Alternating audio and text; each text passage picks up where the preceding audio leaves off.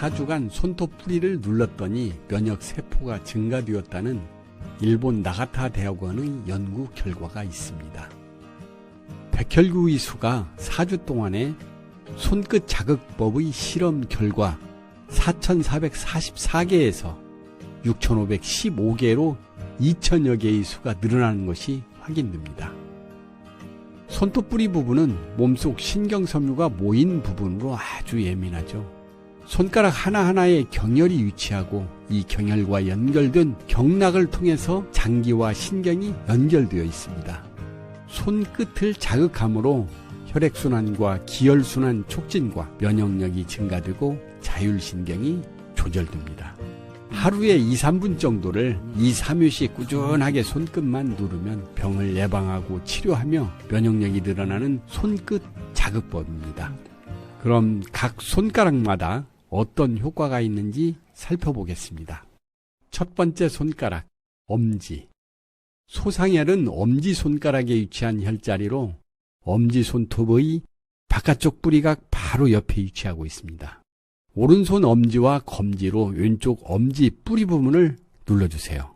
누르는 세기는 살짝 아픈 정도로 지그시 10초간 눌러주세요. 이때 경락과 연결된 부위가 안 좋으면 통증이 오게 됩니다.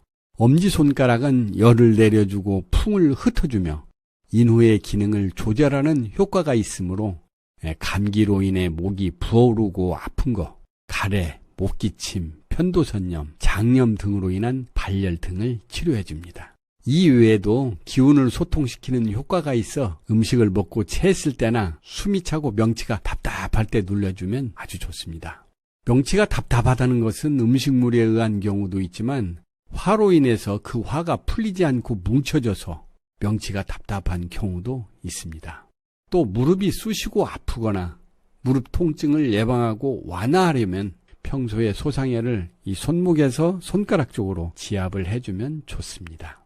급체, 토열, 코피, 혈뇨, 다리냉증, 히스테리, 흥분, 초조 불안 등 웬만한 급체에는 이곳 한 방이면 쑥 내려갑니다. 두 번째, 검지. 검지는 대장, 위장 기능과 관련된 것으로 소화가 잘 안 된다든지 위염, 궤양성 대장염, 장의 상태가 나빠 설사를 할 때 등 위장 기능이 나쁠 때 검지를 누르면 효과를 볼 수 있습니다. 또한 열을 내려주는 혈자리로 감기에 걸려 열이 나거나 목이 부었을 때 그 밖에 치통이나 두통, 인후통, 구내염, 이명 등 코가 막힐 때 상향혈을 자극해주거나 피를 빼내주면 효과가 있습니다. 세 번째, 중지. 중충은 안팎으로 꽉 막혀 마비된 몸을 빠르게 뚫어줍니다. 내 몸의 앰뷸런스 역할을 하는 것이죠. 신속한 응급조치를 못하면 심장마비로 사망하거나 뇌출혈, 뇌경색으로 의식불명이나 반신불수로 하는 후유증을 겪게 되는 것을 뚫어주는 역할을 합니다. 동의보감에는 중풍의 전조 증상에 대해 이렇게 알려줍니다. 가운데 손가락 감각이 무디고 움직임이 둔하거나 쓰지 못하게 된 경우에는 3년 안에 반드시 중풍이 올 것이라고, 가운데 손가락이 감각이 묻은 것은 심포경이 마비된 것이다. 곧 의식과 감정의 통로가 얼어붙은 것이다.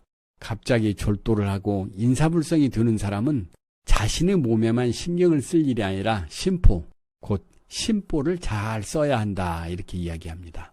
거기에는 분명 풀리지 않은 마음의 병이 있습니다. 차갑게 얼어붙은 마음, 안팎이 소통되지 않는 마음, 그 꽉 막힌 마음을 풀어야 합니다.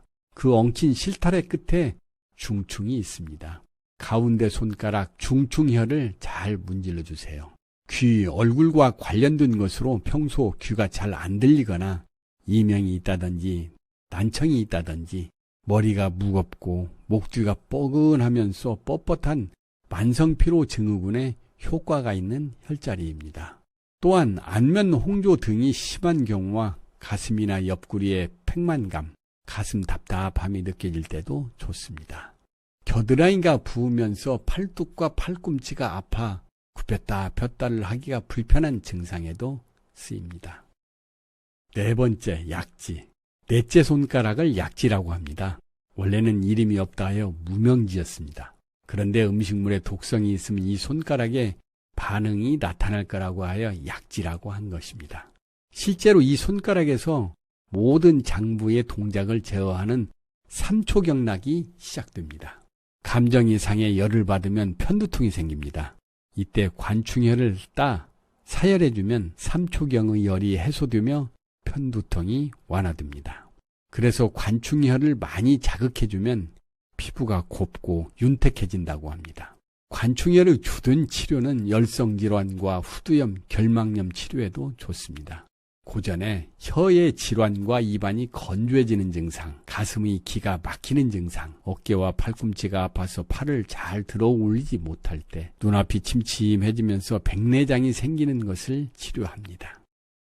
5번째, 새끼손가락. 새끼손가락에는 심장경락과 피를 주관하는 소장경락이 흐르므로 건강을 예견하는 데 많이 사용됩니다. 관련된 증상으로는 심장병, 열병, 번민, 건망증, 불안, 우울증, 생리불순 등이 있는데 새끼손가락을 자극해주면 전체적인 자율신경이 촉진됩니다.